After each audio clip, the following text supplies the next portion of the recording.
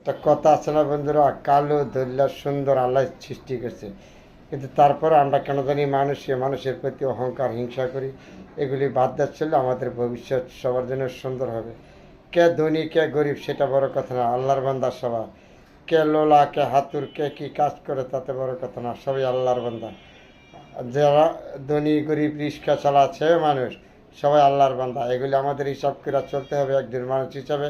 তারপরে সবার জন্য ভালোবাসা আন্তরিকতা দিয়ে আমাদের দিনকাল নিতে হবে, পার করতে হবে মানুষ হিসাবে। আল্লাহ ফাকরাবুল আলমী নিজে বলিছে, হ্যাঁ আদম, আমি তোমাকে সৃষ্টি করেছি, তুমি আদমে আর এক আদমের সাথে ভালো ব্যবহার করবা, ভালো আচার করবা, আমি আল্লাহ তোমাকে ভালো বলবো। তুমি আমাকে ডাকার মতন ডাক্তার যাচ্ছে বেতা আসবে, কিন্তু মানুষ আমরা হইতে পারি নাই।